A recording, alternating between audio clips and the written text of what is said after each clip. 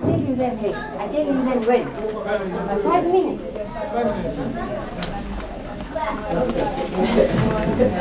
2 weeks.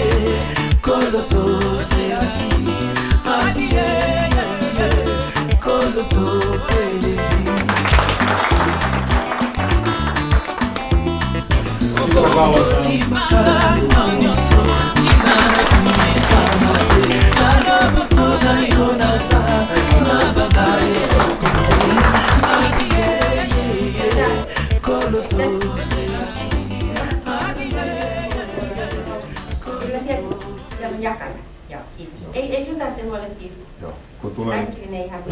Me aloitetaan, hei, ottakaa sivu 18 ja lauletaan tää ilo-uutinen suomeksi. Mut nyt sitten siinä on ranskankieliset sanat ja Deborah, would you like to come here and sing with me? All of you, if you like. What time is it? Translator. Yeah. There is translator. Okay.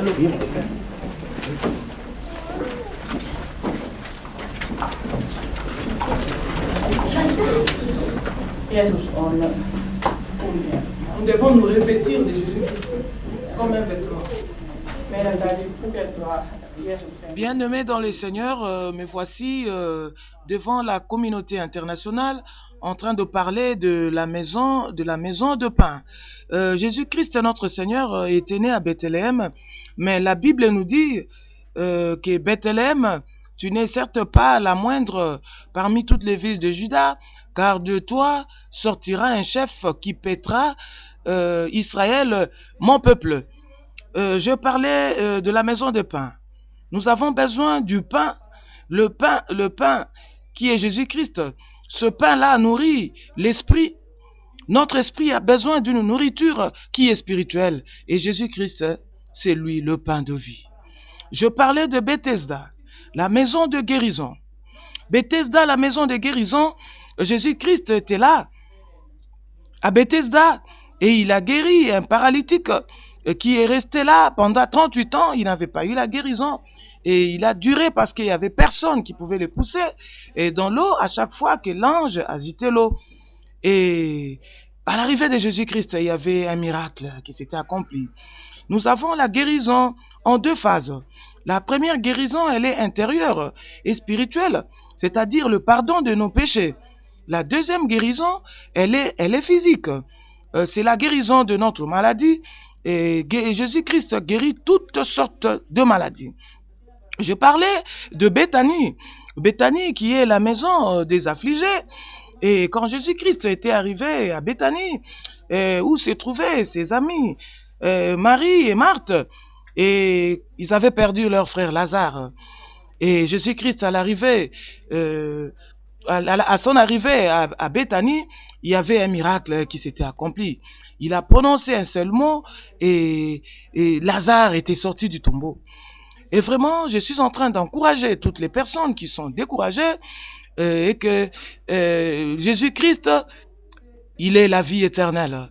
Il avait prononcé un mot devant le tombeau de Lazare et Lazare était sorti du tombeau. Nous devons enlever la pierre qui nous empêche de croire à Jésus-Christ, c'est-à-dire l'incrédulité qui empêche beaucoup de gens de recevoir la guérison auprès de Jésus-Christ. J'ai parlé de Bethsaïda. Bethsaïda qui veut dire au bord de la mer. Bethsaïda, c'était la ville de Pierre. C'était la ville des pécheurs. Nous sommes aujourd'hui appelés pécheurs parce que nous n'avons pas voulu marcher avec Jésus-Christ. À Bethsaïda, Jésus-Christ a tiré ses disciples. C'était une cité d'ambiance. Il a tiré ses disciples et il a marché avec eux. Aujourd'hui, par la foi, nous devons marcher avec Jésus-Christ. La marche, c'est croire en Jésus-Christ. Et à travers la marche avec Jésus-Christ, nous avons besoin de 8 éléments. Ces 8 éléments, je peux les citer très rapidement. Nous avons besoin de du succès, la valeur, l'épanouissement. Nous avons besoin de la satisfaction.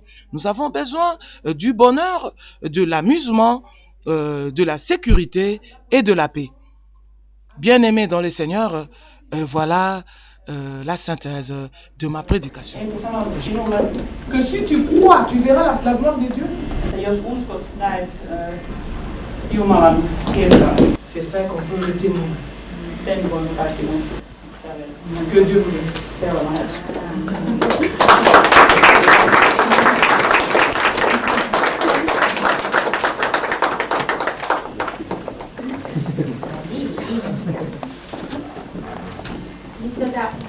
Me eletään adventtiaikaa ja adventti on Herran odottamisen aika.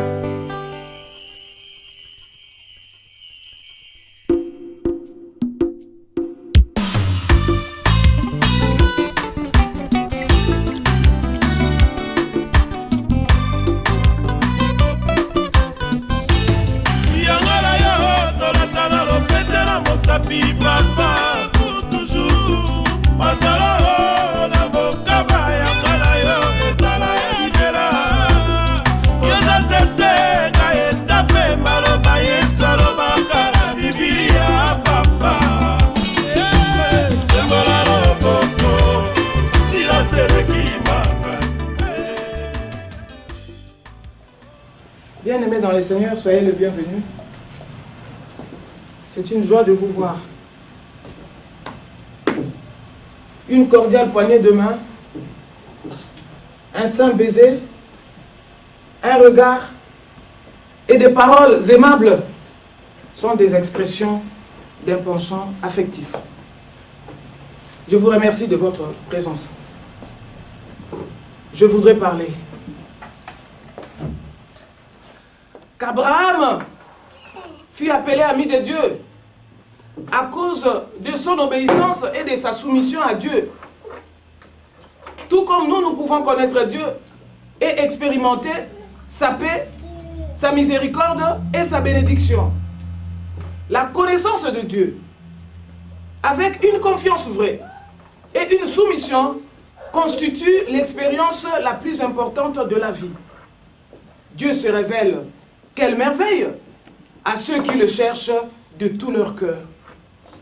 Si vous vous détournez de votre propre chemin, et si vous vous confiez à Dieu de tout votre cœur, son esprit habitera en vous. Et rien ne pourra vous séparer de son amour. Il sera votre Dieu et vous serez son trésor, sa possession désirée. Vous apprendrez qu'il vous a acquis à un grand prix et qu'il a besoin de vous aujourd'hui et pour toujours. Oui, Dieu se révèle.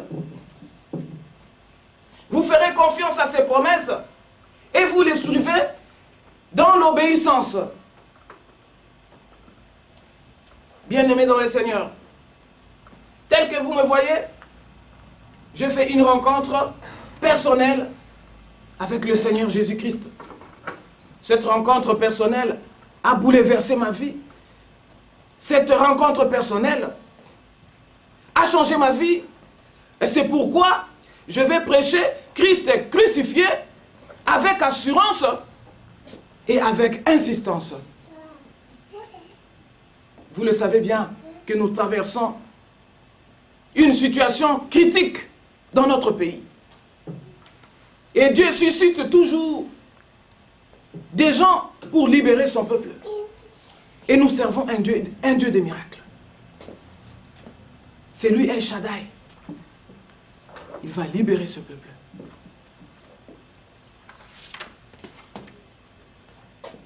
Je vais faire une lecture publique afin que le peuple de Dieu comprenne la nécessité de ce que nous faisons comme travail. La parole de Dieu déclare. C'est le Seigneur qui a parlé. Pierre, tu es Pierre. Sur ce rocher, je bâtirai mon église. Et les portes des séjours de mort ne prévaudront point contre elle. Dieu a mis dans le cœur de Néhémie cet amour de bâtir, de rebâtir le mur de Jérusalem. Et Néhémie est parti bâtir. Je me sens aussi aujourd'hui comme Néhémie, devant le peuple, bâtir l'église de Dieu. L'église s'est bâtie sur la révélation de Dieu. Je vais faire cette lecture.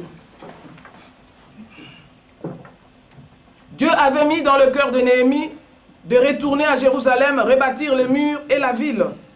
Néhémie partit aussitôt pour Jérusalem et rassembla ceux qui restaient d'Israël, les encouragea à restaurer tout ce que l'ennemi avait détruit. Ils eurent à affronter une résistance énorme. 3 fonctionnaires locaux, appelés Sambala, Tobija et Geshem, ne voulaient pas voir les murs rebâtis. Ils s'opposèrent à la prospérité d'Israël. Ils étaient déterminés à arrêter Néhémie et ceux qui restaient d'Israël, et ourdissaient toutes sortes d'intrigues pour les intimider. Quand les chefs entendirent parler de ce plan, Néhémie raconta: ils se moquèrent de nous et nous méprisèrent. C'est dans Néhémie 2, au verset 19. Non seulement ils tentèrent de décourager Néhémie et ses hommes, mais ils essayèrent aussi de le faire paraître stupide aux yeux du peuple. Ils se moquèrent d'eux par des déclarations discréditantes, qu'ils bâtissent seulement. Si un renard se lance, il fera une brèche dans leurs murailles de pierre. Néhémie 3, au verset 35. Il a choisi les choses faibles, notre Dieu. Il a choisi les choses faibles du monde pour confondre les fortes. 1 Corinthiens 1, verset 27. Ce que l'homme considère comme étant insignifiant, Dieu l'utilise pour réaliser l'impossible. Néhémie jeûna et pria jusqu'à ce qu'il ait la pensée du Seigneur. Le Seigneur est mon secours. Je n'aurai pas de crainte. Que peut me faire un homme? Moi aussi, je pose la même question à ceux qui se posent à la construction de l'église de Dieu. Que peuvent-ils me faire? Car 1 Jean chapitre 4, verset 4, la parole nous dit que celui qui est dans nous est plus grand que celui qui est dans le monde. Que peut me faire un homme? Rien du tout. Il peut alors confondre ses adversaires avec audace. Le Dieu des cieux nous donnera le succès. Nous, ses serviteurs, nous nous lèverons et nous bâtirons, mais vous, vous n'avez ni part, ni droit, ni souvenir dans Jérusalem. Néhémie 2, au verset 20. Quand ils se rendirent compte qu'ils ne pouvaient plus arrêter Néhémie et que les travaux des Israélites avançaient, ils devinrent enragés. Ils ne riaient plus parce que ce n'était plus drôle. Ils complotèrent de jeter la confusion dans l'ensemble du projet en attaquant la ville. Néhémie 4, versets 7 à 8. La colère est une autre arme de l'intimidation. Elle peut être brandie contre vous pour vous arrêter ou vous décourager. De cette colère peuvent naître des menaces flagrantes ou subtiles. Ces accès est un outil très efficace de l'intimidation. Notez bien, les gens ont pris maintes fois leur distance par rapport à ce qu'ils savaient être juste ou ce qu'ils devaient faire afin d'éviter la colère des autres. Ils faisaient des concessions spéciales afin de maintenir une fausse paix. Bien-aimés, il y a des découragements qui viendront de toutes parts. Mais un homme de la vision voit au-delà. Au-delà des limites. Néhémie était découragé. Mais il n'a pas cédé à l'intimidation. Aujourd'hui, moi, je ne céderai pas à l'intimidation. Jusqu'à ce que le peuple de Dieu sera libéré. Le monde entier doit comprendre et savoir la réalité de Jésus-Christ.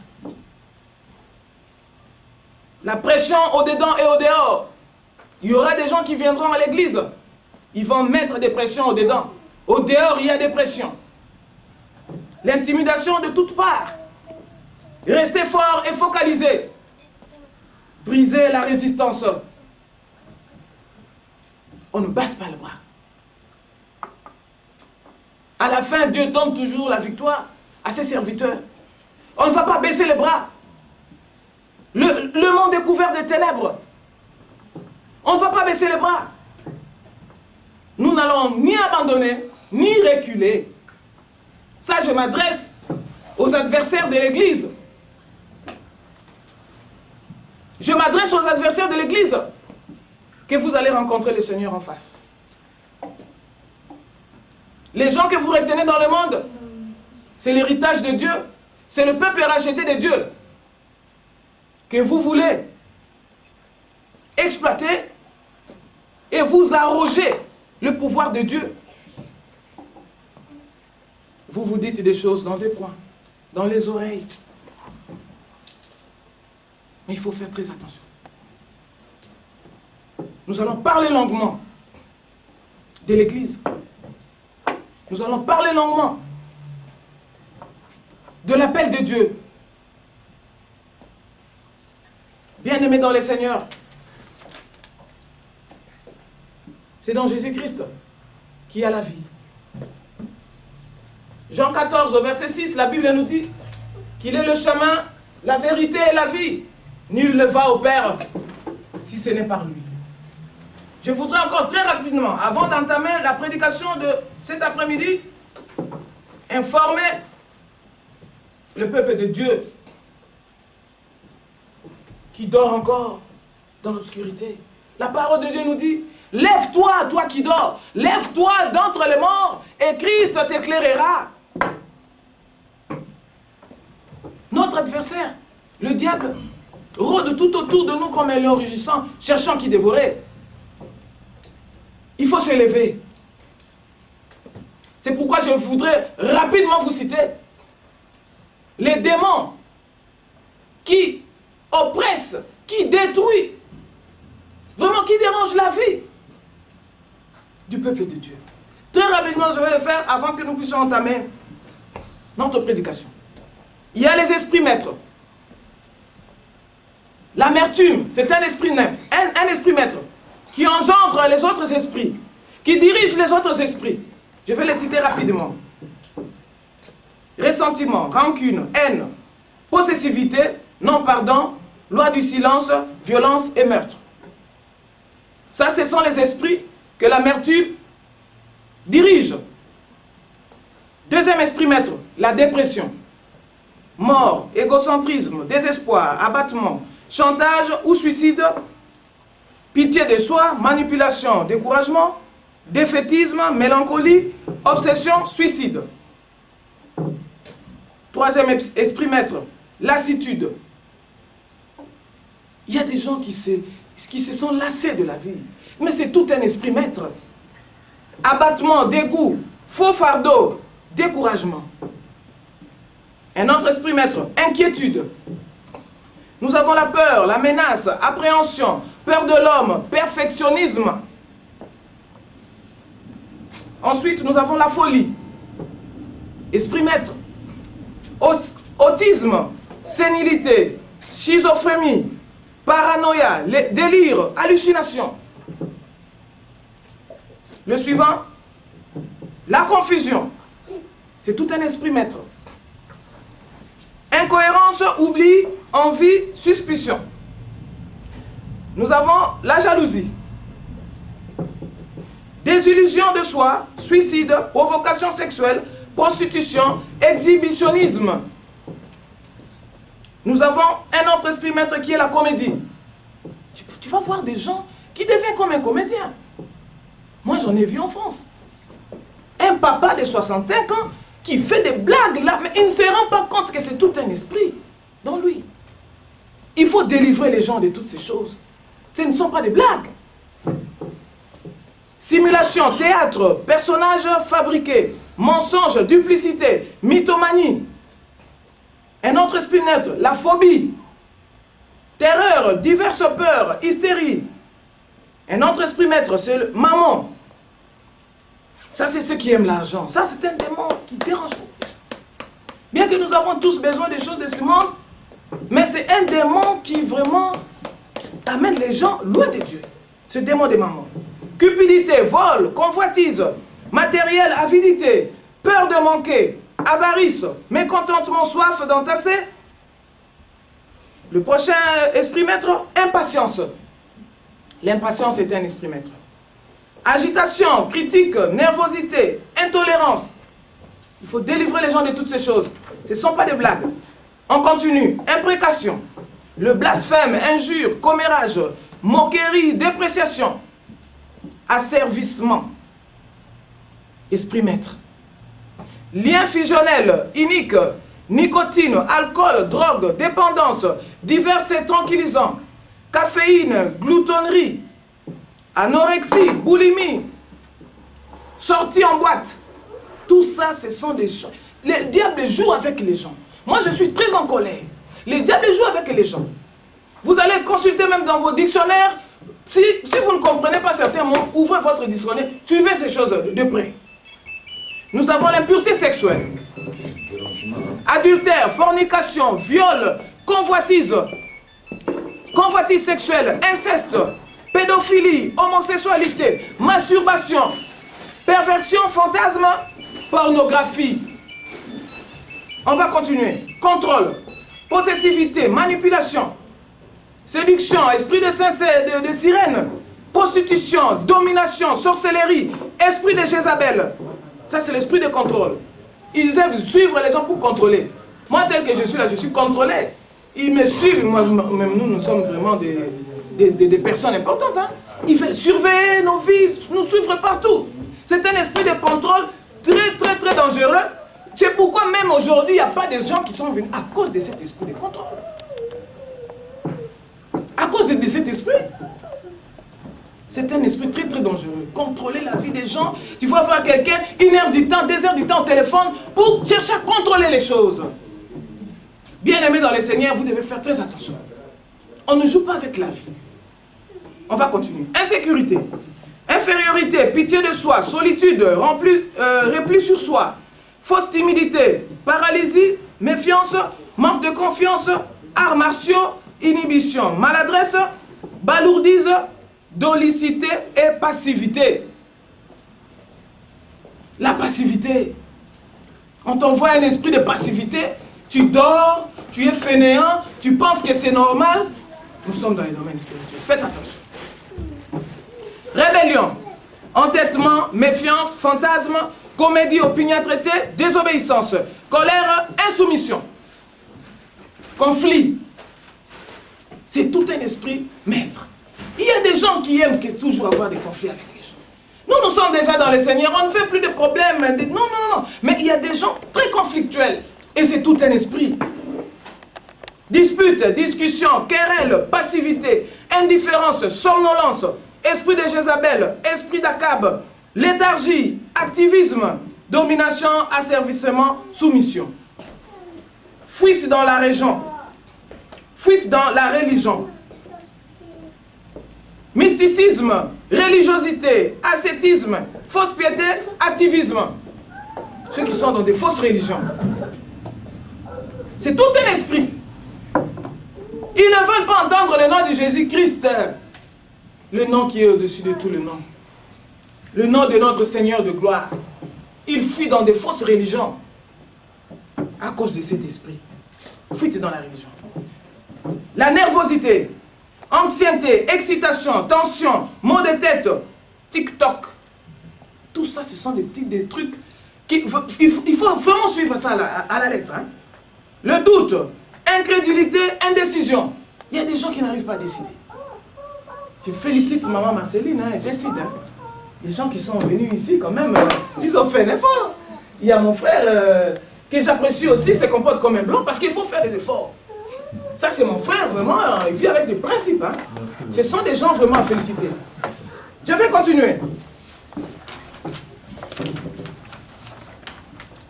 Il y a la persécution. Paranoïa, obsession, injustice, peur du jugement, peur de la condamnation, peur de l'accusation. La mort, un esprit maître. Il y a des gens qui ne veulent pas des autres, que les autres soient vivants. Ils veulent que les autres puissent mourir. Mais moi, tel que je suis là, je suis une femme de la vision. Tant que ce que Dieu m'a dit ne s'est pas encore accompli, moi, je ne mourrai pas. Un homme ou une femme de la vision ne meurt pas. Il est plus fort que ses ennemis. Esprit maître, la mort, catastrophisme, le pessimisme, morbidité, vêtements noirs, suicide, idolâtrie de l'esprit, humanisme, intellectualisme, sophistication, rationalisme, arrogance, prétention, scientisme. Un autre esprit maître, l'orgueil, égocentrisme, vanité, pharisaïsme, arrogance, domination, sentiment d'importance, susceptibilité. Et ça, c'est un esprit maître très mauvais, l'orgueil. Et la parole de Dieu dit, Dieu résiste aux orgueilleux et il fait grâce aux humbles. Mais tu ne verras même pas la face de Dieu. C'est dire chrétien, pendant qu'on est gonflé d'orgueil, un peu de levain fait gonfler la pâte. La sémence de Dieu, c'est l'humilité. L'humilité, c'est un signe de la sagesse. L'humilité précède la gloire. Un autre esprit maître, le perfectionnisme, la souffrance, la culpabilité.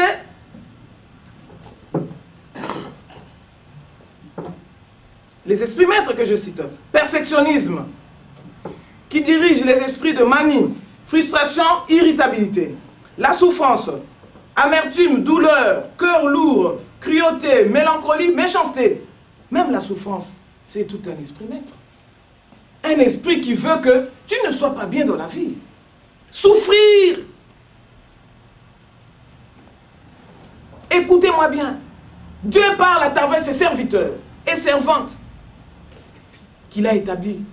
Dieu nous a choisis et nous a établis pour porter des fruits. Nous devons porter des fruits qui prolifèrent et qui demeurent. Porter des fruits, beaucoup de fruits et plus de fruits. Dieu veut que nous puissions porter des fruits. Je vais continuer. La culpabilité, esprit maître, auto-accusation, honte, rejet de soi, condamnation de soi, refus de se pardonner, obsession, indignité, écrasement, sentiment d'être sale, haine de soi. La fuite. La fuite, un esprit maître. C'est aussi un esprit maître qui fait rage dans des maisons. Il y a des enfants, des jeunes, des adolescents qui fuient des maisons. Tu peux penser que c'est normal, mais ce sont ces esprits. Des maris qui fuient les maisons. Il y a des femmes qui se révoltent. La fuite. Faites attention. La revanche. Un esprit maître. Destruction, haine, dépit, cruauté. Le rejet. Repli sur soi. Agressivité, peur du rejet. Vantardise, haine de soi, mépris de soi, haine de l'autre sexe, haine des autorités, donjoanisme, débauche, prostitution, homosexualité, suicide, besoin d'être reconnu. C'est beaucoup, hein? Ça, c'est beaucoup, hein? Il y a du travail dans l'église, hein? Il y a l'esprit Astarté. Ça, ce sont des principautés.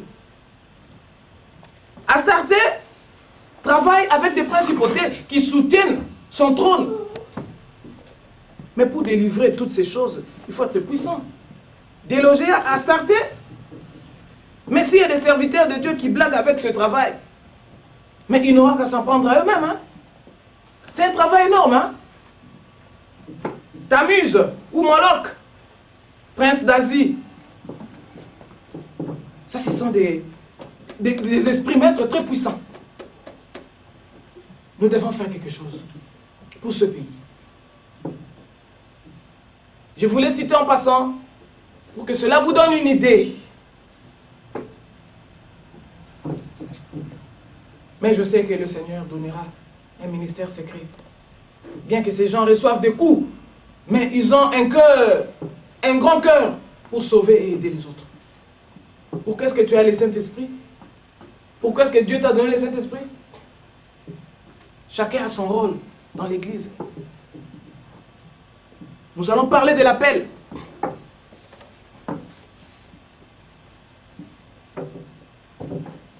Dieu distribue des dons. Il est souverain. Il les distribue, il les donne à qui il veut. Pour l'avancement de son œuvre. Bien-aimés dans le Seigneur, aujourd'hui vous êtes en train de m'écouter. Si vous sentez que vous êtes dans une église infidèle, il faut sortir. Tout bonnement, il faut sortir. C'est le moment de prendre la décision. Vraiment, prenez la décision dans votre vie afin de préparer votre chemin. Car le Seigneur Jésus-Christ revient bientôt. Il a dit que je reviens bientôt. Et ma rétribution est avec moi pour rendre à chacun selon ses œuvres. Selon ses œuvres. Oui, nous croyons au Seigneur. Mais la foi sans œuvre bonne, elle est nulle. Elle est nulle. On va démarrer.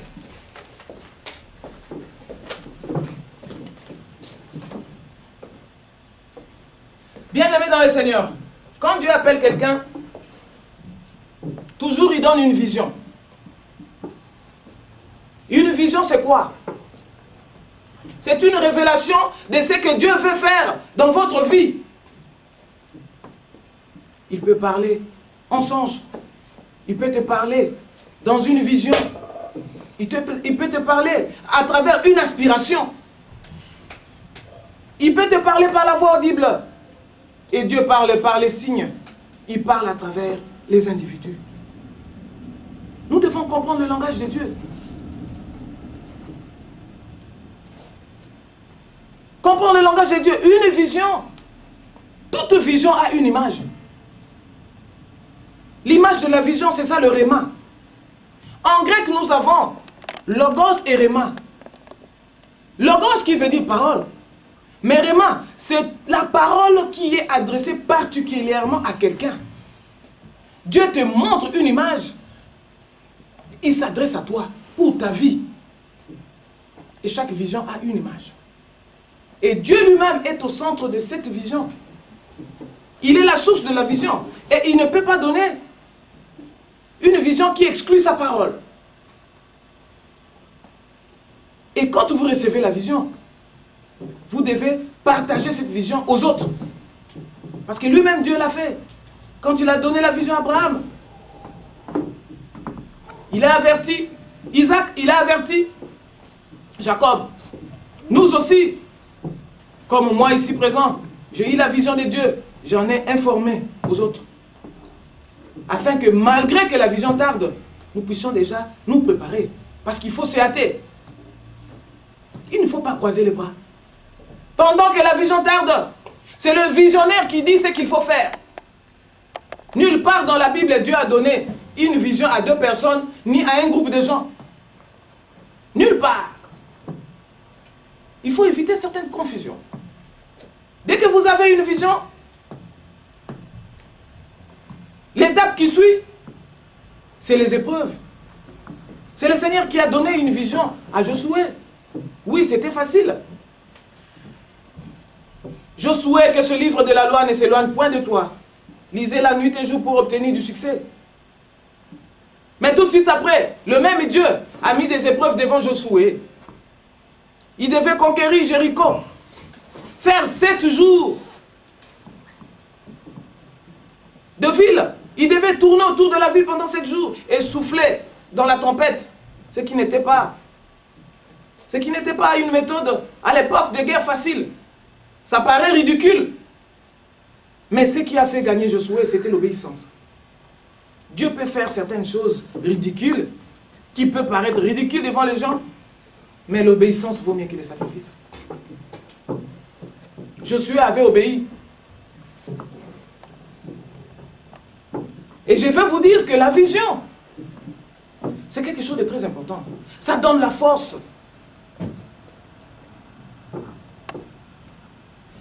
Ça vous pousse à avoir toujours la foi vis-à-vis de Dieu.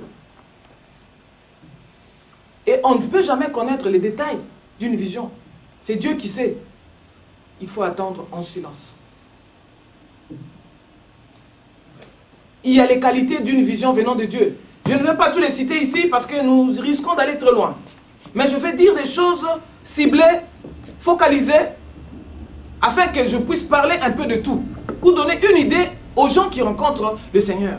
Parce que beaucoup de gens ont rencontré le Seigneur, mais ils n'ont pas su que c'était le Seigneur qui a parlé.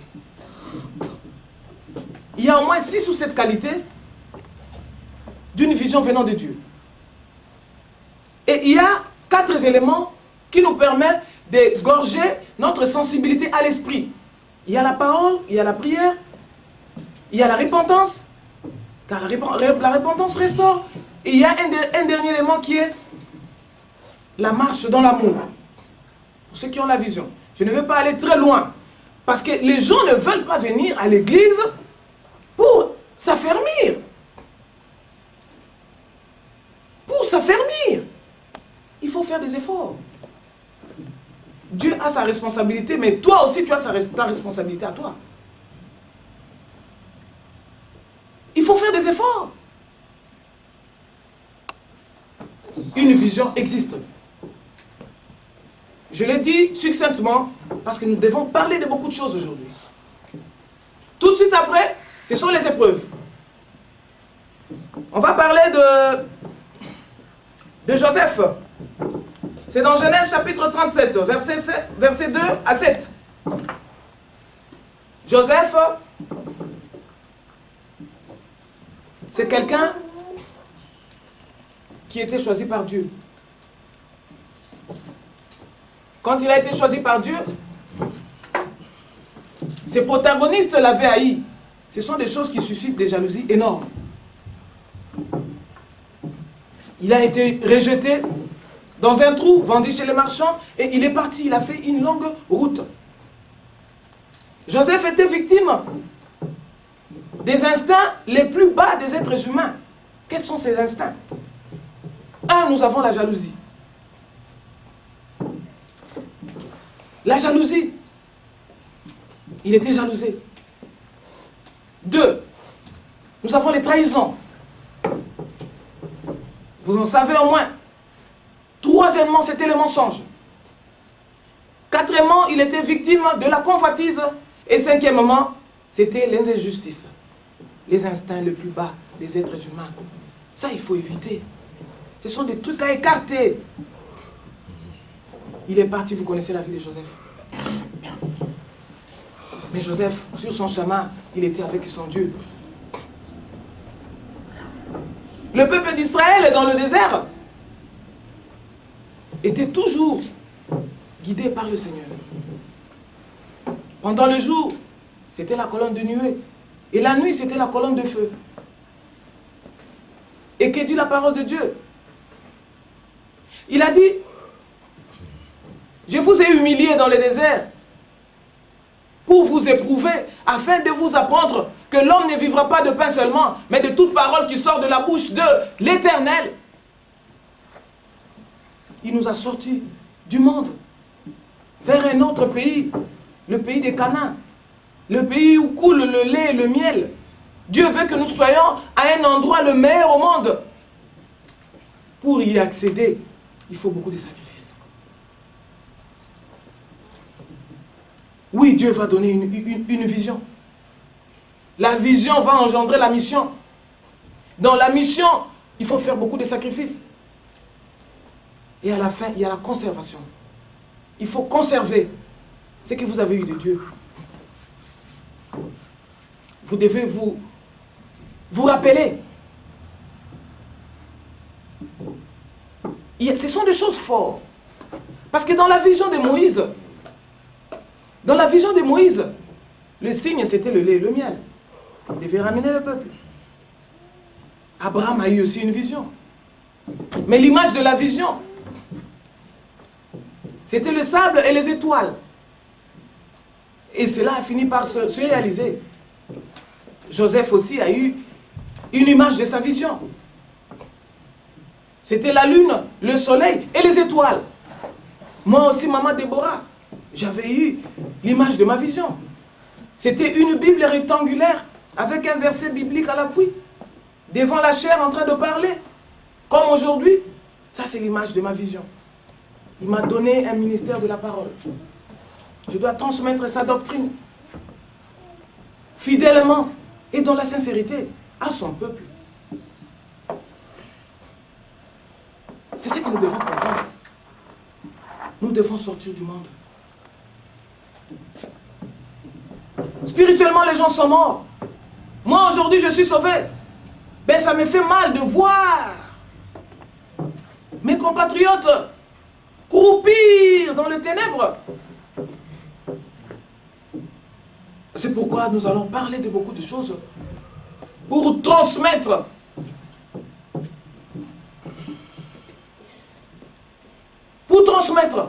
la grâce de Dieu aux autres. Car la Bible nous dit que vous êtes les dispensateurs des diverses grâces de Dieu. Vous devez mettre au service des autres le don que Dieu vous a donné. Dieu ne t'a pas donné ces dons pour que tu puisses aller le cacher quelque part. Non. Il faut faire son travail. Évangéliser dans le monde. Prêcher à l'église. Oui, il faut prêcher. On va parler de Joseph. Joseph a passé une étape de la prison. C'est comme le désert. Il était en prison. Et qu'est-ce qui se passe dans une prison? On va le voir tous ensemble. La prison est un lieu où règne parfois l'injustice. Une période faite de moments d'incompréhension et de vide intérieur.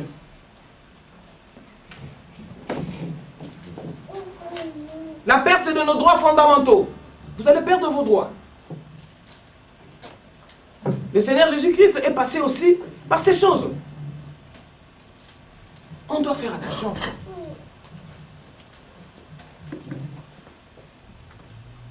Il a porté la croix. Vous devez comprendre, là où la croix est portée, 1, elle est prêchée. 2, elle est une folie. 3, elle est une puissance. Nous aussi, nous devons porter la croix. C'est parmi les conditions pour être disciple de Jésus-Christ. C'est une folie. On lui a dit sur la croix, si tu es le Fils du Dieu vivant, sauve-toi toi-même. Tu vas perdre tes droits dans la prison. Notre sort est entre les mains de quelqu'un d'autre. Le pouvoir décisionnel sur notre existence est retiré. Une saison d'humiliation injustifiée. Un endroit de solitude et de peur. La perte du contrôle sur notre destin. Un endroit où nous n'avons aucune idée de notre futur. Un lieu d'attente et d'ennui. Il faut attendre. C'est Dieu qui t'a imposé cette solitude. Garde silence et le Seigneur combattra pour vous. Il faut attendre. En prison, les gens peuvent te moquer de toi. Les gens peuvent te calomnier. Les gens peuvent interpréter comme ils veulent. Mais il faut attendre. Notre Seigneur, il se lève le dernier. Notre Rédempteur est vivant, mais il se lève le dernier. C'est ça le problème, il ne se lève pas le premier. Alors, tous ces gens qui racontent n'importe quoi, ils n'ont pas le droit de dire quoi que ce soit ou de faire des conclusions dans la vie de quelqu'un qui a une destinée prophétique. Car il est porteur d'une onction et l'onction oriente les miracles. Et ça, c'était la route de Joseph.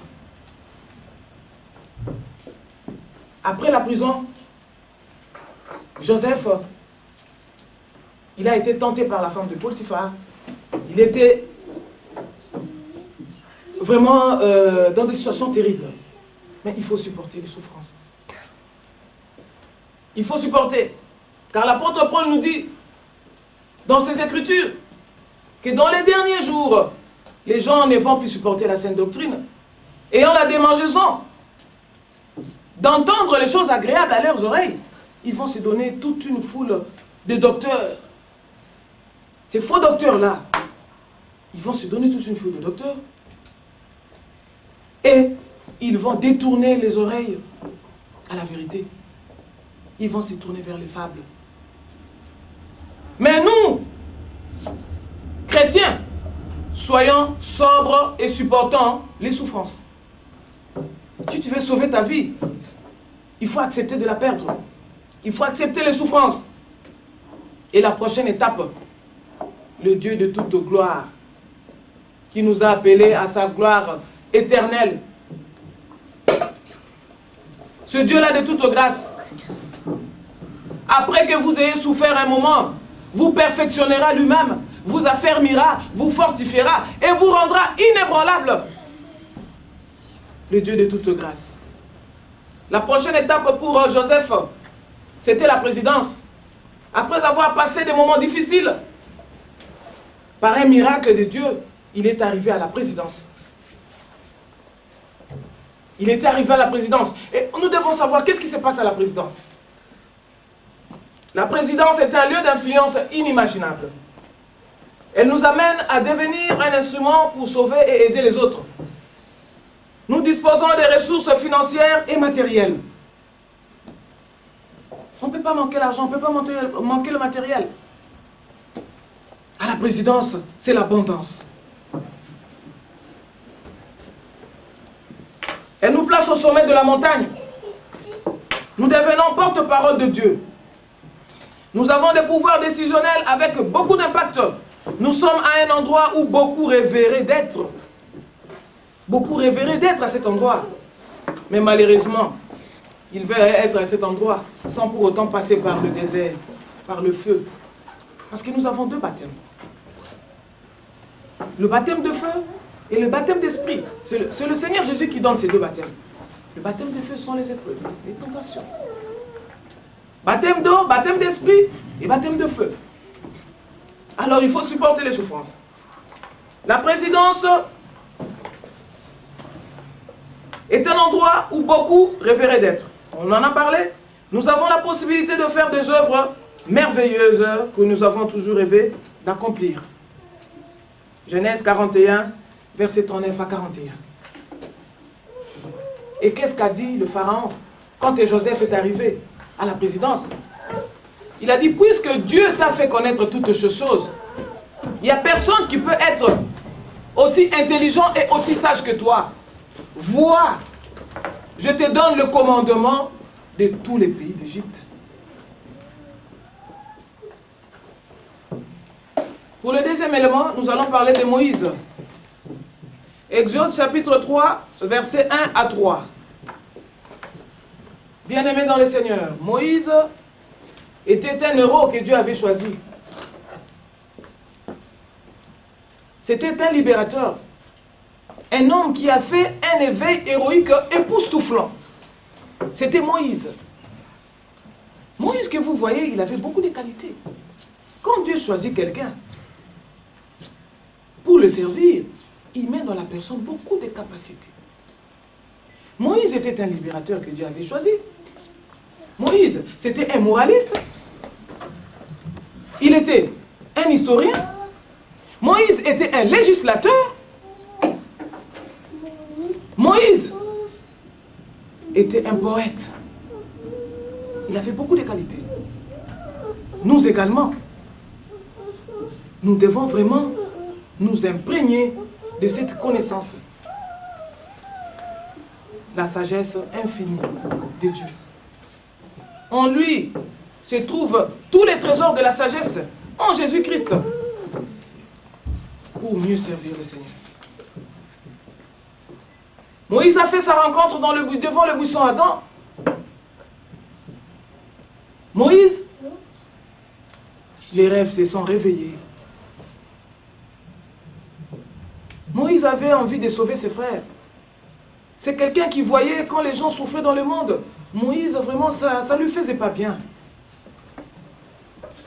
Le peuple est resté dans l'esclavage pendant 400 ans dans les mains des pharaons. Les gens durent dans le monde. Dans la vie vraiment terrible. Il voulait libérer ses frères, mais il n'en avait pas les moyens. Mais une fois devant les buissons ardents, Moïse, les rêves se sont réveillés. Dans la vie de Moïse, nous devons retenir 5 leçons.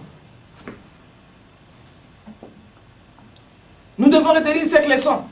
Il en est de même dans la vie de Joseph. Dans la vie de Joseph, il y a 3 leçons à retenir. La première leçon, c'est que ce n'est pas parce que tout s'écroule que tout est fini. La vie de Joseph, tout était par terre. Ce n'est pas parce que tout s'écroule que tout est fini. Deuxième élément, dans la vie de Joseph, il faut rayonner là où vous êtes. Bien que Joseph était en prison, mais il rayonnait. N'attendez pas l'avenir. Parce que si Joseph n'était pas en prison, il ne serait pas à la présidence. Il faut rayonner. Troisième élément, dans la vie de Joseph, c'est que la promotion ultime vient de l'Éternel. Il était à un rang élevé à cause de son Dieu. Ce n'était pas à cause des hommes. Aujourd'hui, nous aussi, nous avons un lancement. Tu vas passer devant, entre les mains de certains serviteurs de Dieu, qui commencent à te mettre les bateaux dans les roues. Des serviteurs de Dieu ambulants, qui distribuent des exhortations par-ci par-là. Ils ne connaissent pas la douleur de la grossesse. Mais ils veulent calmer les gens, patati patata, pendant que lui n'est pas passé par le désert, et il ne veut pas laisser les gens passer par lui. Et ça, c'est dangereux. Joseph était à un rang très élevé à cause de son Dieu. Il fallait un miracle. Le surnaturel doit intervenir. Comment voulez-vous faire l'œuvre de Dieu? Charnellement. À moins d'être fou. On ne fait pas l'œuvre de Dieu charnellement. Il faut se revêtir d'une certaine puissance, d'une certaine onction. 5 leçons à tirer dans la vie de Moïse. 1. Il faut faire quelque chose de nouveau. La vie du monde que vous voyez, c'est la monotonie. C'est la routine. Les gens ne font que la même chose, le travail. Tu vas appeler quelqu'un pour venir à l'église, il te dit le travail. C'est la monotonie. Moïse ne faisait que paître les moutons de son beau-frère Jéthro. Tous les jours, c'était le désert. Mais quand il a fait sa rencontre, il a compris qu'il avait maintenant des capacités surnaturelles. Il voulait maintenant libérer le peuple. Deuxième élément, il faut réveiller les rêves. Et les rêves de Moïse s'étaient réveillés. Troisième élément, il fallait sortir du désert. Il ne faut pas laisser le désert te tuer, ni te garder prisonnier. Il faut tout faire pour passer à la prochaine étape, qui est la présidence. Moïse était sorti du désert. Quatrième élément dans la vie de Moïse, il fallait affronter la peur des hommes. Pharaon n'était pas n'importe qui. Il était aussi puissant. Moïse devait affronter Pharaon et passer à la prochaine étape. La cinquième étape, c'est dire adieu à tous ceux qu'on a connus. C'était aussi un long chemin, le chemin de Moïse. Dire adieu au désert. La prochaine étape, c'était quoi? Il devait conduire des milliers de personnes. Il était devenu nomade.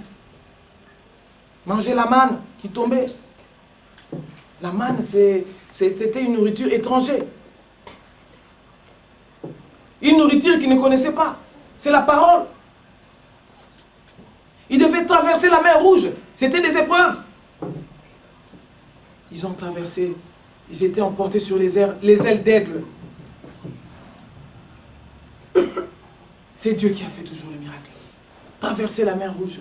Monter sur la montagne pour prendre des révélations. Et diriger des milliers de personnes. Nous allons diriger des milliers de personnes. Nous sommes des étoiles. Et l'étoile gouverne la nuit. Nous devons diriger des milliers de personnes. Bien-aimés dans le Seigneur. Nous devons apprendre à écouter. Si tu n'apprends pas à écouter le langage de Dieu, c'est dangereux. L'apôtre Paul a rencontré le Seigneur sur le chemin de Damas. Il était accompagné de ses compagnons. Ils ont entendu une voix. Ils sont tous tombés. Mais seul Saoul a compris que c'était le Seigneur. Dieu ne se dévoile pas. Mais ceux qui appartiennent à Jésus-Christ connaissent. La parole nous dit dans Jean chapitre 10. On va le voir très rapidement. Ce sont des choses très importantes. Jean chapitre 10, au verset 14. Jésus dit, je connais mes brebis et mes brebis me connaissent. Au verset 26. Mais vous ne croyez pas parce que vous n'êtes pas de mes brebis. Ceux qui ne croient pas au Seigneur Jésus-Christ, ce ne sont pas les brebis du Seigneur Jésus-Christ. Mes brebis entendent ma voix, je les connais et elles me suivent. Je leur ai donné la vie éternelle et personne ne les arrachera de ma main. Il faut défier les sorciers, il faut défier l'enfer. Qui va nous arracher de la main du Seigneur? Personne. Saoul a écouté. Il a compris que c'était le Seigneur. Il est allé là où le Seigneur l'avait envoyé. Et on lui a dit ce qu'il devait faire. Quand Dieu envoie quelqu'un, il doit te dire ce que tu dois faire.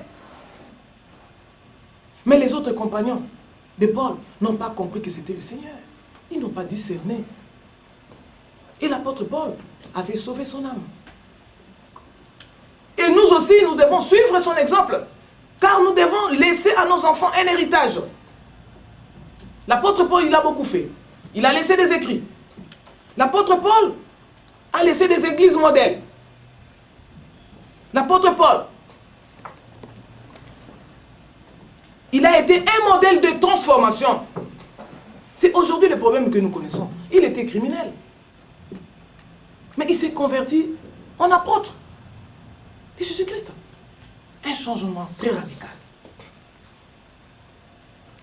C'est lui le pharisien modèle. Il était converti.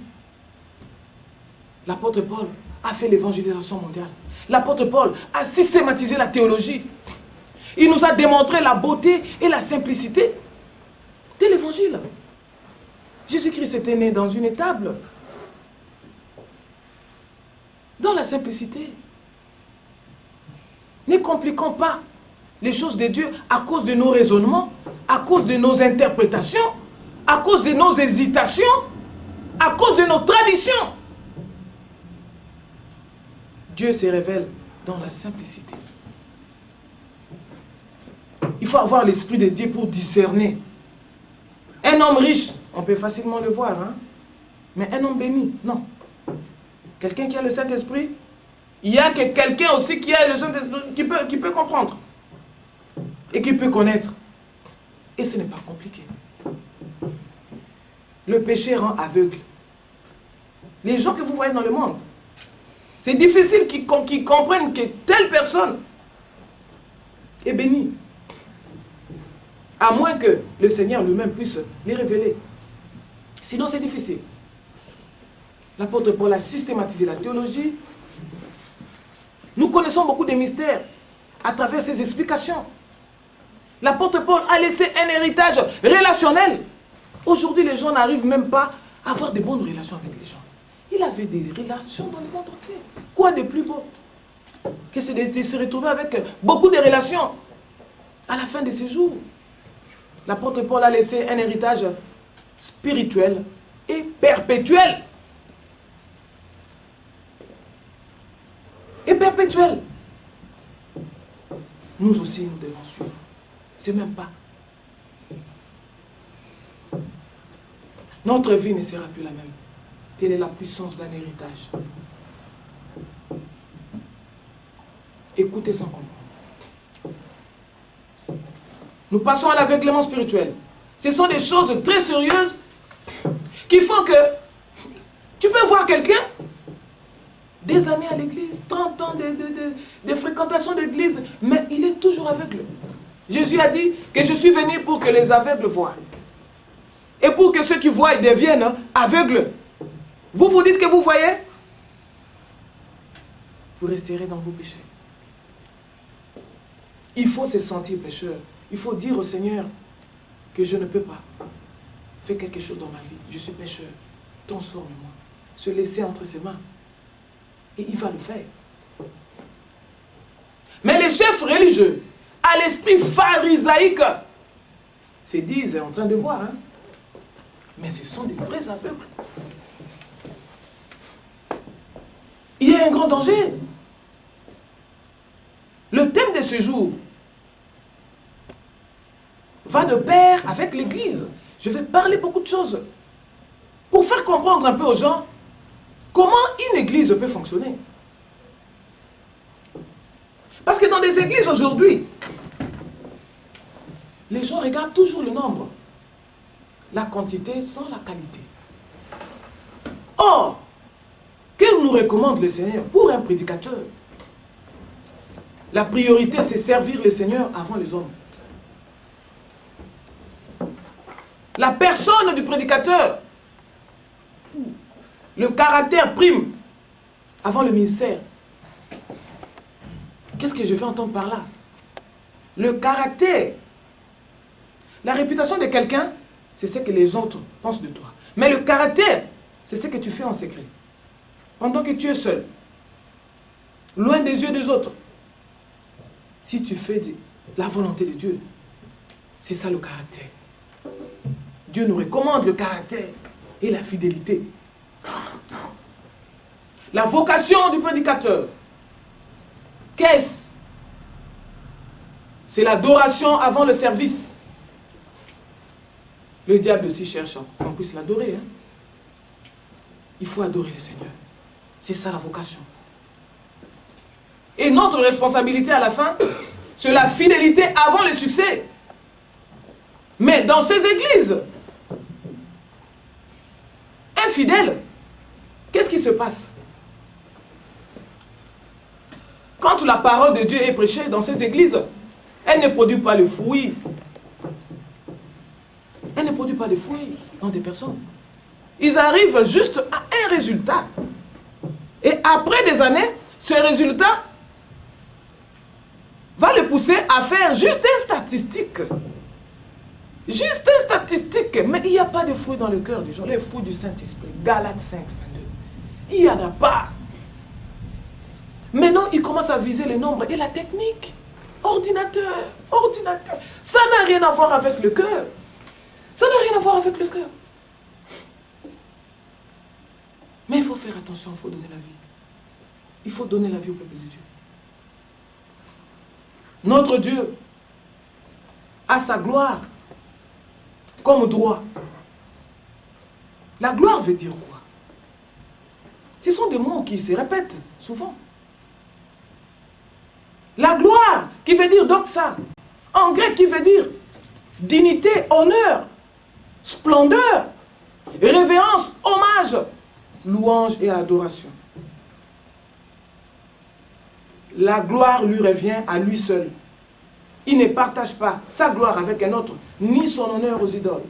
Nous les hommes, nous devons nous contenter de trois choses. Qui sont la valeur, la dignité et la noblesse. Nous devons comprendre ces choses. Il y a un élément très important. C'est la psychologie chrétienne par rapport à l'évangile. La psychologie chrétienne est centrée sur l'homme, mais l'évangile est centré sur Dieu. La psychologie chrétienne traite des besoins de l'homme, mais tandis que l'évangile traite des péchés de l'homme. La psychologie chrétienne traite des problèmes à partir des symptômes, mais l'évangile, c'est à la racine. À la racine. La psychologie chrétienne est attractive, mais tandis que l'évangile est une folie pour ceux qui périssent. La psychologie est relative, mais l'évangile traite de vérité absolue. La psychologie chrétienne dit que l'homme est une victime. Mais l'évangile, non. L'évangile dit que l'homme est coupable. La psychologie dit que les solutions aux problèmes des hommes viennent de l'homme lui-même. Mais l'évangile dit que les solutions viennent de Jésus-Christ. Ça vient des Écritures.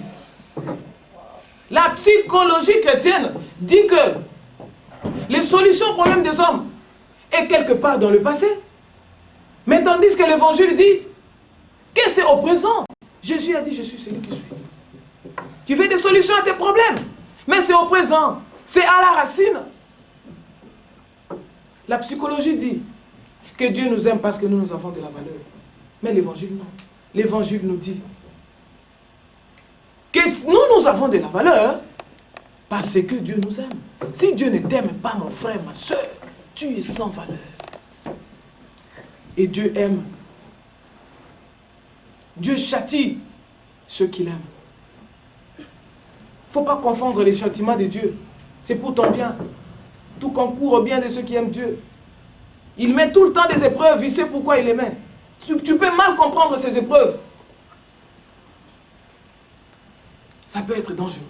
Quand Dieu appelle quelqu'un, il faut éviter, la confusion.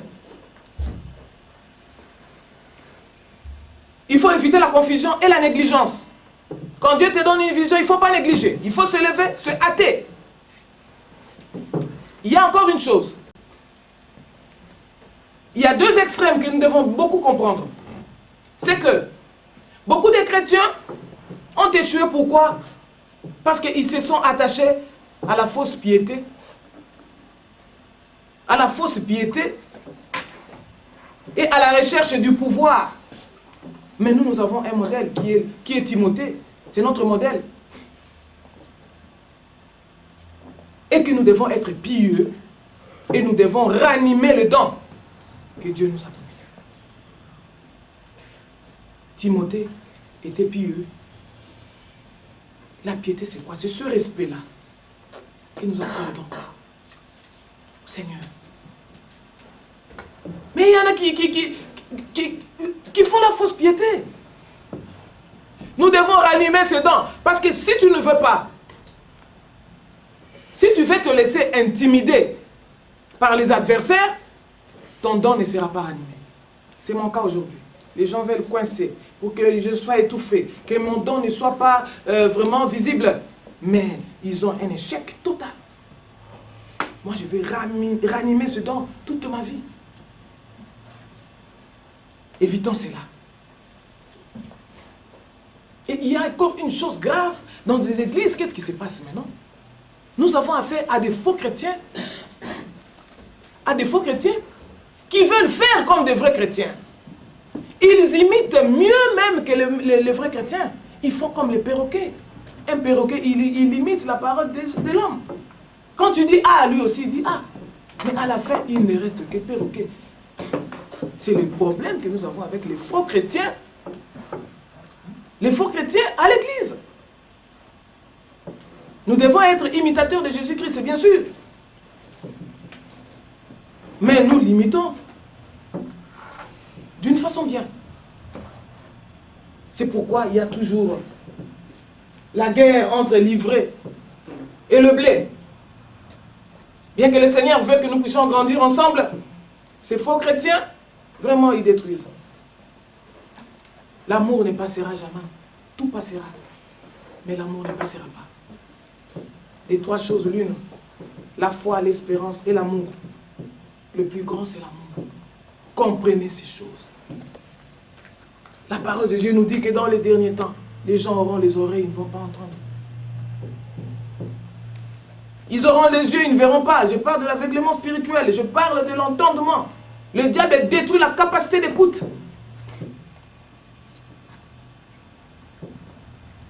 La capacité d'écoute. Et le cœur. Ce qui a fait sortir la nuée dans le temple, ce n'était pas la présence des reptiles. Dans le temple, dans l'Ancien Testament, il y avait une fausse onction. Mais cela n'avait pas empêché la nuée d'être dans le temple. Ce qui attriste le Saint-Esprit, c'est l'endurcissement du cœur, c'est l'incrédulité. C'est ça. Et qu'est-ce qui s'est passé? Les gens étaient tellement incrédules que la nuée est sortie étape par étape. Et la nuée est allée vers l'Orient, vers les déportés. L'incrédulité, c'est quelque chose de grave. Et Dieu a dit tellement il y a des gens qui ont des cœurs bloqués. Il les a livrés à l'égarement. Il les a livrés à l'égarement. Nous devons faire attention. L'avènement de Jésus-Christ viendra comme un voleur. Nous ne connaissons ni le jour ni l'heure. Ça sera comme les douleurs de l'enfantement. Ils seront tourmentés au siècle des siècles. Préparons-nous, Jésus revient. Il a dit, c'est lui qui me confessera devant les hommes. Moi aussi, je le confesserai devant mon Père qui est aux cieux. Mais c'est lui qui me régnera devant les hommes. Moi aussi, je le régnerai au dernier jour. Faisons notre service. Tout le monde a un ministère, mais tu dois savoir ta place exactement. C'est en travaillant aussi que tu sauras que voilà, tu as tes dons. Lève-toi, toi qui dors. Lève-toi d'entre les morts et Christ t'éclairera. Nous avons une longue marche à faire avec le Seigneur. Nous devons marcher à sa suite. Avoir avec lui le même joug. Marcher à pas reposant et régulier avec lui. Il faut être disponible. Ne pas chercher l'intérêt personnel. Dans cette marche, si ces éléments que je vais vous citer sont pratiqués, vous ne tomberez plus et l'aveuglement finira. Ce sont des éléments qui sont assez profonds dans l'étude, mais je vais le dire succinctement. Faute de temps. Nous avons le succès. Le succès qui a comme idée de base les objectifs. Quels sont les objectifs que nous nous assignons? Pour avoir du succès dans la vie chrétienne, oui. Observer la loi de Dieu. Et deuxièmement, ajouter à notre foi les éléments que je vais citer. 1. La connaissance. 2. La pureté morale. Ou bien la force de caractère. 3. Nous avons la persévérance dans les épreuves. La persévérance dans les épreuves. Nous avons l'attachement à Dieu. Parce qu'il y a beaucoup de gens qui ne s'attachent pas à Dieu, mais ils s'attachent au lieu. Quand Jacob avait vu une pierre, il avait posé sa tête sur cette pierre. Il a nommé cet endroit Bethel. Et il est parti. Mais à son retour, il connaissait Dieu mieux. Et il n'était plus attaché à ce lieu-là. Il était maintenant attaché au Seigneur. Il a appelé cet endroit El Bethel, la maison de Dieu.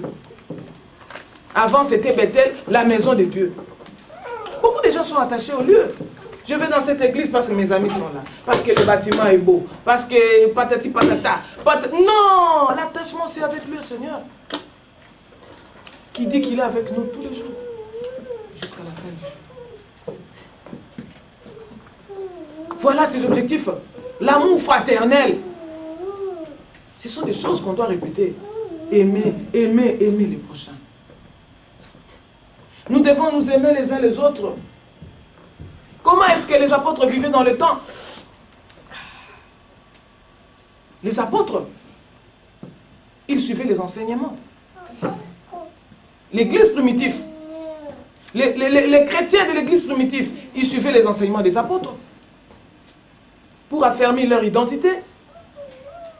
On dit qu'ils persévéraient dans les prières. Troisièmement, ils vivaient dans la communion fraternelle. Cette communion allait même jusqu'à la solidarité. Ils mettaient leurs histoires ensemble. Cette histoire d'égocentrisme, non, non, non. Ils mettaient leurs histoires ensemble. L'amour fraternel. La Bible nous dit, aimez-vous les uns les autres. Pour que le monde sache que vous êtes mes disciples. C'est une condition. Et il y a un autre élément à la fin. C'est que Dieu avait fait beaucoup de prodiges au travers les apôtres. Dieu agit à travers ses serviteurs. Oui, nous sommes tous chrétiens. Mais il a donné des responsabilités à d'autres pour la bénédiction des autres. Dieu, il est souverain. Il peut utiliser les gens comme il veut. Il peut élever l'un plus que l'autre. Il est libre de faire ce qu'il veut. Oui, cette marche. Et le tout englobé, c'est là par l'amour chrétien. Nous avons dit en conclusion, c'est l'amour. La Bible nous dit dans le livre de Matthieu chapitre 7. On va le lire, ça ce sont des versets très clés qui me font peur même. Parce que Dieu au dernier jour, il va chasser les gens. Il va chasser les gens. Matthieu. Matthieu chapitre 7. Je vais les lire, ce sont des versets très importants. Verset 21. Ceux qui me disent Seigneur, Seigneur, n'entreront pas dans le royaume des cieux, mais celui-là, seul qui fait la volonté de mon Père, qui est dans les cieux. Plusieurs me diront ce jour-là, Seigneur, Seigneur, n'avons-nous pas prophétisé par ton nom? N'avons-nous pas chassé des démons par ton nom? Et n'avons-nous pas fait beaucoup de miracles par ton nom? Alors je leur dirai ouvertement, je ne vous ai jamais connu. Retirez-vous de moi, vous qui commettez l'iniquité. Mais il va vous chasser. Malgré tes miracles. Les miracles sont bien. Mais c'est l'amour. Comprenons les cibles. Comprenons cela. On a parlé du succès. Nous allons continuer. La valeur. Qui a comme idée de base le temps. Faire des choses qui subsisteront pour l'éternité. Dis à ton prochain, Jésus t'aime. Ne serait-ce que ça. Ça peut aider. On va continuer l'épanouissement. Un rôle unique. L'apôtre Paul a expliqué tout cela. Dans l'église, nous sommes le corps du Christ. L'église fonctionne comme le corps humain. Nous avons plusieurs organes. Et chaque organe a son rôle. Et les dons que j'ai, moi aujourd'hui, c'est un don unique. Personne d'autre ne peut jouer ce rôle. C'est pourquoi Dieu va te mettre dans ta famille, pour que tu puisses prêcher la parole de Dieu. À ta famille, à tes voisins, dans ton lieu de travail. C'est ce rôle unique que tu as de père, de mère, d'enfant.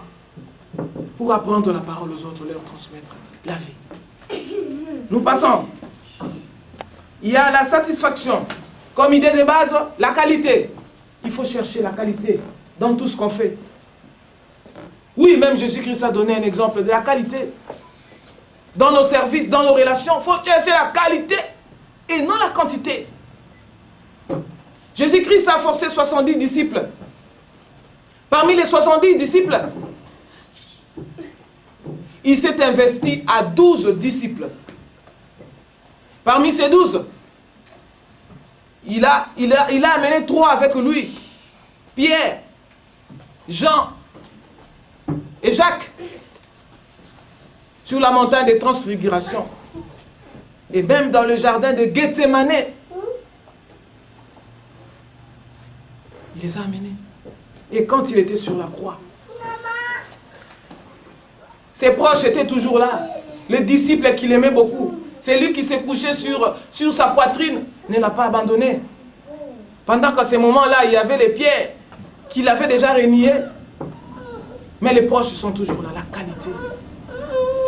Il a chargé Jean de prendre soin de sa mère. De prendre soin de sa mère. Mère, voici ton fils. Fils, voici ta mère. Les liens d'esprit sont plus forts que les liens de sang. La parole nous dit que nous les chrétiens, nous devons nous aimer plus que les païens.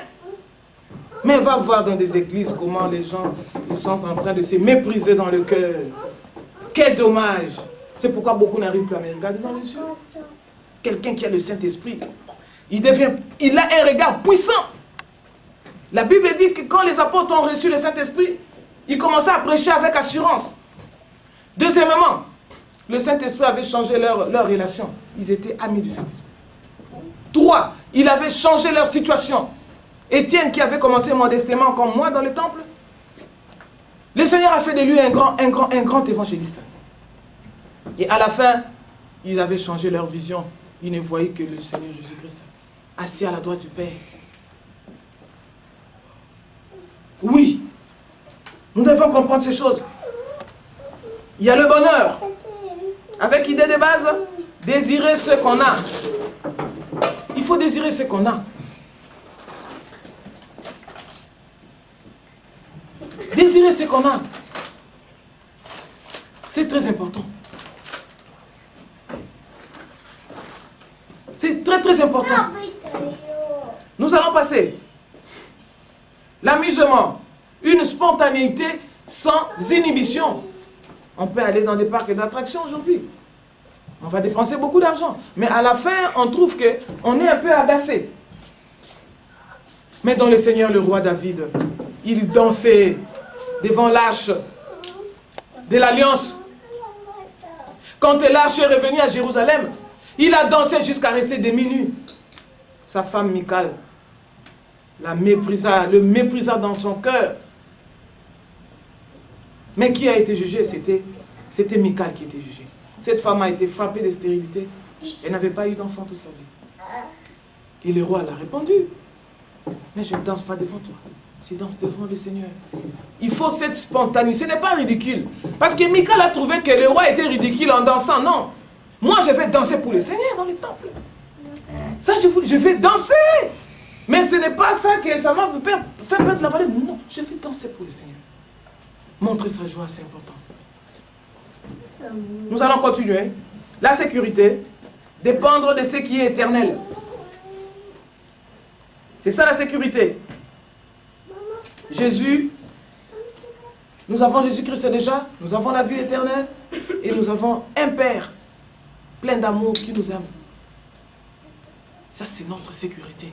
Dépendre de ce qui est éternel. Le dernier élément, c'est la paix. Résoudre les conflits intérieurs.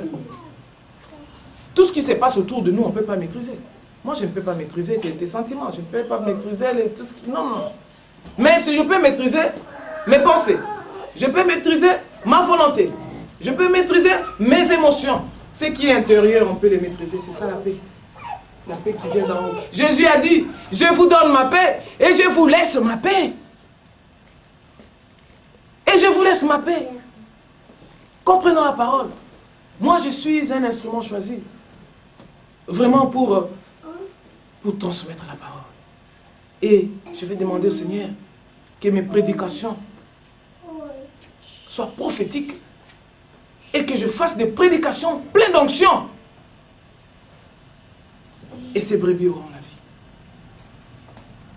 Bien-aimés, nous allons passer. La Bible dit que mon peuple meurt faute de me comprendre, faute de me connaître. Nous avons Jonas qui a fui l'appel de Dieu. Ceux qui fuient l'appel de Dieu. Et c'est dangereux. Jonas a eu un appel de Dieu. On va le lire très rapidement. Jonas a eu un appel de Dieu. On va les retrouver.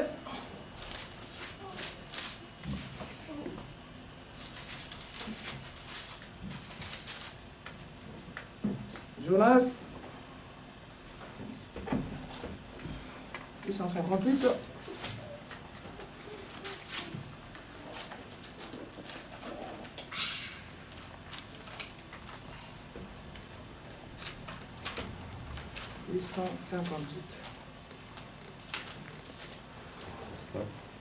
Bon, il y a Jonas. La Bible dit ceci. La parole de l'Éternel fut adressée à Jonas, fils d'Amittai, en ces mots. Lève-toi, va à Ninive, la grande ville, et crie contre elle, car sa méchanceté est montée jusqu'à moi. La méchanceté de ses habitants est montée jusqu'à Dieu. Ninive, c'était une grande ville. Dieu a choisi Jonas pour aller prêcher la bonne nouvelle. Mais Jonas a choisi de fuir. Il a pris la direction opposée. Il est allé à Tarsis pour fuir l'appel de Dieu. Il s'est embarqué dans un bateau. Et Dieu a compris que Jonas fuyait son appel. Il a envoyé une grande tempête sur ce bateau. Pendant que vraiment la tempête était forte. Aujourd'hui, les gens vont te retrouver avec des problèmes très sérieux. Mais c'est ça les tempêtes. Dieu t'appelle, mais tu fuis. Dieu t'appelle, et plus tu fuis, plus les problèmes deviennent graves. On ne fuit jamais l'appel de Dieu. Alors, pour oublier cette idée de Ninive, Jonas est allé s'endormir au bas du bateau. Mais c'est momentané, tu vas dormir, tu vas te réveiller. Pour oublier. Et les passagers qui étaient avec lui ont compris que c'était lui. Alors, il cherchait une autre alternative. Il demandait à ces gens de les jeter dans l'eau. Il voulait se tuer, se suicider, seulement pour fuir l'appel de Dieu. Mais comme Dieu est Dieu, il a envoyé un grand poisson pour l'avaler. Il s'est retrouvé dans un endroit inconfortable. Aujourd'hui, il y a des gens qui sont dans des endroits inconfortables. Ils ne veulent pas de Dieu. Et ils souffrent. Moi, j'ai vu même des gens qui ont maintenant des os comme ça, squelettiques. Mais la personne est vivante. Terrible. Terrible, je dis. Alors, il s'est retrouvé dans un endroit donc vraiment inconfortable, dans le ventre du poisson, imaginez-vous. Des choses nauséabondes. Et il a compris son erreur. En ce moment-là, il a fait une prière, qui est dans le chapitre 2. Il a prié son Dieu. Même dans le ventre des poissons, Dieu écoute. Ce n'est qu'en ce moment qu'il a compris son erreur, qu'une succession de phénomènes surnaturels positifs en sa faveur se sont enchaînés. Et Dieu a ordonné aux poissons de jeter Jonas dans l'eau, sur la terre. Il ordonne même aux poissons. Même la nature lui obéit. Et Jonas est allé à Ninive prêcher la parole de Dieu. Il a prêché pendant 3 jours. Et les Ninivites ont tout de suite compris que Jonas était envoyé par Dieu. Il faut discerner les envoyés de Dieu. Ils ont gêné tous les pays, même les animaux. Ils ont obéi et ils étaient sauvés. On doit comprendre comment se passe l'appel de Dieu. Parce que l'appel de Dieu nous arrive par surprise. Moïse devant les buissons ardents, c'était une surprise. Il était obligé d'aller, il était habitué d'aller dans le désert. Mais par surprise, paf, il a rencontré le Seigneur. L'appel de Dieu nous arrive quand on n'en a pas besoin. C'est le cas d'Abraham, qui était un homme d'affaires riche. Il avait des serviteurs, des servantes. Il était bien, il n'avait pas besoin de Dieu parce qu'il était bien. Mais une fois il a eu son appel, il a tout laissé, il s'est levé avec sa famille, il est parti. Quand Dieu appelle quelqu'un, il faut trembler. Nous devons travailler à notre salut avec tremblement. Même l'apôtre Paul, il était saisi de froid. Quand il a compris que c'était le Seigneur, même moi je tremble. Quand Dieu me signale que c'est l'heure de prier, je tombe et je vais vite. Et ça me fait la joie quand Dieu me parle. Nous devons servir le Seigneur avec amour, dévouement. Avec dévouement. Et joie. C'est une joie. Que représente Tarsis, que représente Ninive? On va le voir. L'appel de Dieu nous arrive quand nous sommes occupés. Pierre était en train de faire sa pêche, en train de pêcher ses poissons. Mais c'est en ce moment-là que le Seigneur l'a appelé. À partir d'aujourd'hui, tu ne seras plus pêcheur de poissons. Je fais de toi un pêcheur d'hommes. Et il a jeté son filet, tout de suite il a suivi. L'appel de Dieu est toujours impossible. Quand Dieu appelle quelqu'un, c'est toujours comme ça.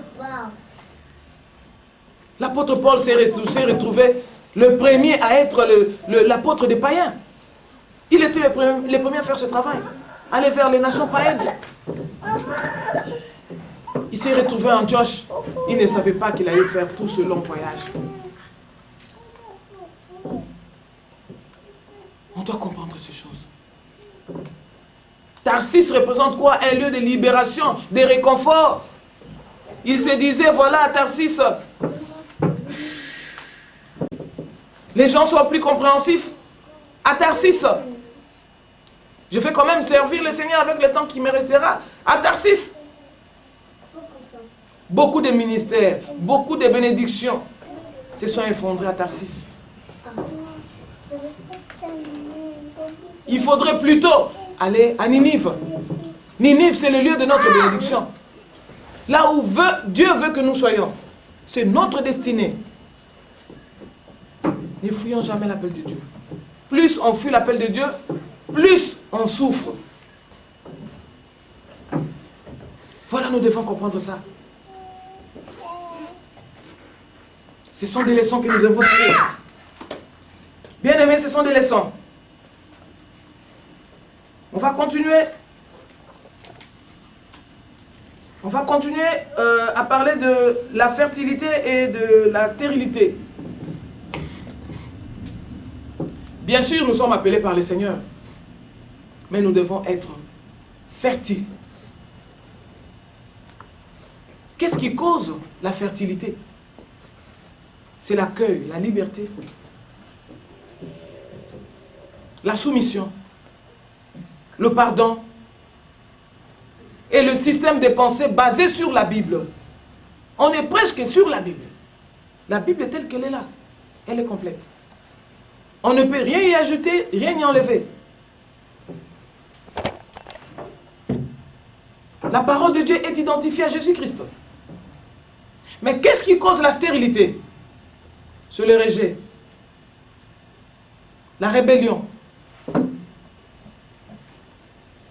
le manque de pardon, le système de pensée erroné. Il y a des gens qui donnent des faux enseignements.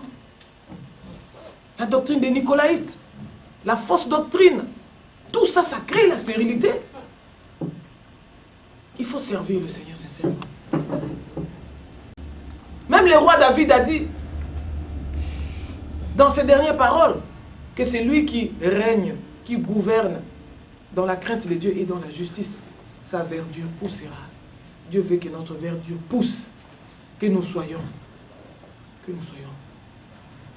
fertiles. C'est dans Colossiens, chapitre 2 au verset 7. Nous allons avancer. Nous allons avancer pour comprendre certaines choses. Je parlais de ces éléments. Maintenant, on va parler des stratégies du diable. Le mensonge s'est traduit sur 7 faits.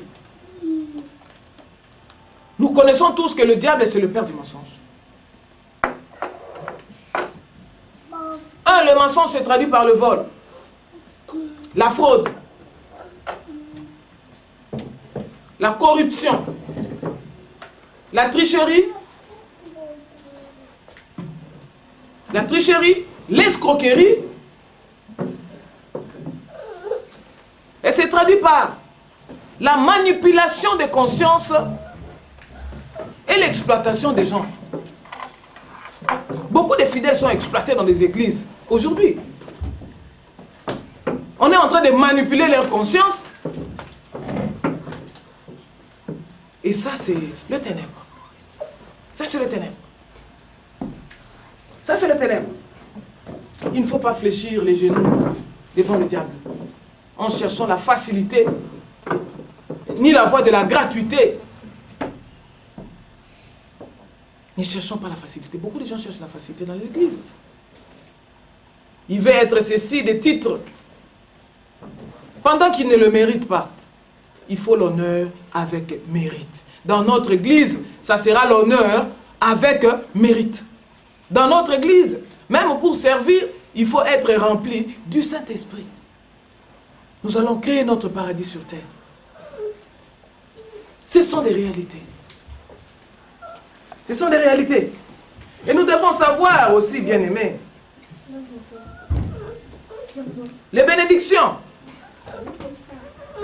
se traduisent par 3 aspects qui sont un travail, source de production qui prospère. Il faut avoir un travail prospère. C'est une bénédiction. Une bonne santé, c'est une bénédiction. Et un réseau de relations riches. Et la relation la plus importante, c'est la relation de l'homme et la femme. Dieu est l'auteur du mariage. C'est pourquoi le mariage, c'est un point très capital. On va en parler longuement dans l'église. Un foyer heureux. Beaucoup d'entre nous n'ont pas de foyer heureux. Ils peuvent faire semblant, mais au fond, ils savent qu'ils ne sont pas heureux. Il faut être réellement heureux. Dieu veut nous bénir dans le mariage, mais nous devons être heureux. Et nous devons savoir aussi que sur la terre, tout pouvoir, bénédiction et autorité est basé sur l'esprit de qui? Sur le sang de qui? Et sur le travail de qui? Sur le travail de qui? Il y a beaucoup de gens qui travaillent pour le diable. Sur l'esprit de qui? Moi, c'est sur l'esprit du Seigneur Jésus-Christ. Sur le travail de qui? Je fais le travail d'évangélisation mondiale. Bien-aimés dans le Seigneur, ce sont des choses que j'ai prévues pour vous. Il y a le dernier point que je vais conclure pour ce soir. C'est que par rapport au rejet, une fois tu es appelé par le Seigneur, le monde peut te rejeter. Le monde ne sait pas choisir. Le monde avait choisi Barnabas à la place de Jésus-Christ. Les gens sont Saint-Esprit. Une fois tu es rejeté, quelle attitude adopter? Il y en a qui cherchent à vaincre le système. Il y en a qui cherchent à se rebeller. On commence par ceux qui cherchent à vaincre le système. Ces gens sont des dictateurs. Ils cherchent à dominer. Ils se battent comme des loups pour vaincre le système. Ils cherchent des performances. Mais à un moment donné, ils seront remplacés par un dominateur plus jeune qu'eux. Et ils seront incapables de diriger même leur famille, leurs femmes. Et ce sont des gens qui meurent vite. Après la retraite, quelques temps après, 6 mois après, ils meurent. Et vraiment, je sais qu'il y a déjà vu des gens qui se battent comme des loups pour vaincre le système. Deuxièmement, il y a des gens qui cèdent au système. Ça, ce sont des personnes, des lâches. Ils pensent qu'ils n'ont pas de valeur. C'est l'infériorité. Ils pensent qu'ils aiment se sous-estimer. Ils cèdent au système. Il ne faut pas céder au système. Il ne faut pas céder au système. Et ces gens pensent que s'ils sont dévalorisés comme ça, c'est à cause de Dieu. Et ce sont ces gens-là qui se confient difficilement à Dieu. Ceux qui cherchent à vaincre le système se confient difficilement à Dieu. Ceux qui cèdent au système se confient aussi difficilement à Dieu. La dernière catégorie, c'est ceux qui cherchent à se rebeller. Ce sont les perdants, les rebelles. Il va dire, ah, je n'ai pas envie de toi, je n'ai pas envie de ton amour, je m'en vais. Il se rebelle. Mais au fond de lui, il ne s'aime pas. Il regrette d'être venu au monde. Ce sont des gens indisciplinés. Indisciplinés. Et irresponsables. Ces gens-là, ils aiment s'habiller pour que le monde les voie. Ils pensent que l'habillement, c'est sa valeur. Et ce sont ces gens-là, ils trouvent que Dieu est un tyran. Ils se confient difficilement à Dieu. Ils ne s'aiment pas au-dedans d'eux-mêmes. Ils regrettent d'être venus au monde. L'habillement, les apparences, ce n'est pas ça. Il faut se confier au Seigneur. Se rebeller n'est pas une solution. Bien-aimés, je vous aime bien. Que Dieu vous bénisse. Merci.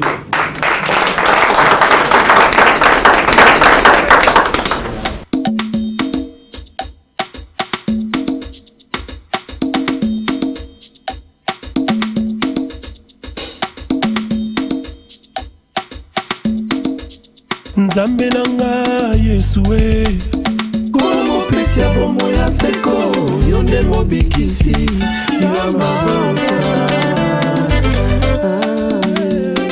likambo yango elekeli bato mongo akomi mokonzi mwasi oyo abotaka te azwi mabota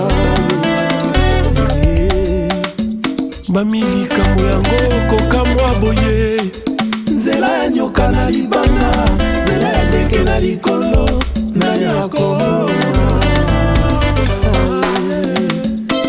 lolenge moko na bomoi na yo destine ya moto esimbami na maboko ya nzambe nani akoyeba avenir na yo na maboko ya nzambe soutien na yo.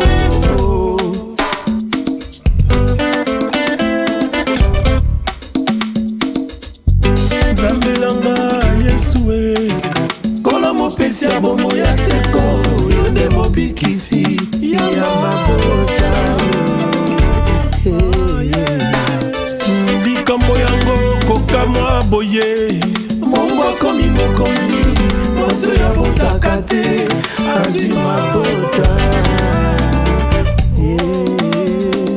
likambo yango elekeli bato nzela ya nyoka na libanga nzela ya ndeke na likolo nani akoma lolenge moko na bomoi na yo destine ya moto esimbami na maboko ya nzambe nani akoyeba avenir na yo na maboko ya nzambe soutien na yo.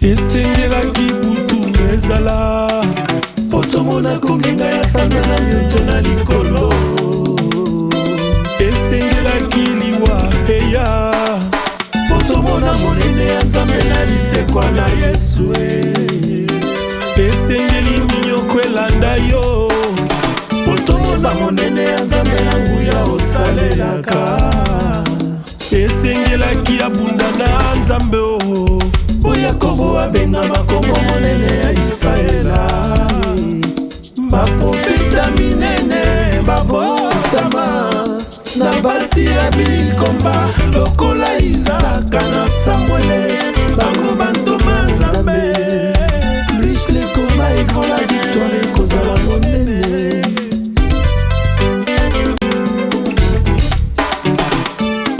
esengelaki butu ezala potomona kongenga ya sanza na mioto na likolo esengelaki liwa eya potomona monene ya nzambe na lisekwa na Yesue tosengelaki abunda na nzambe o po yakobo abenga makombo monene ya Israela esengeli minyoko elanda yo po tokoba monene ya nzambe yango yo osalelaka baprofeta minene babotama na basi ya mikomba lokola Isaka na Samuele bango bantoma nzambe plus les combats écrans la victoire ekozala monene.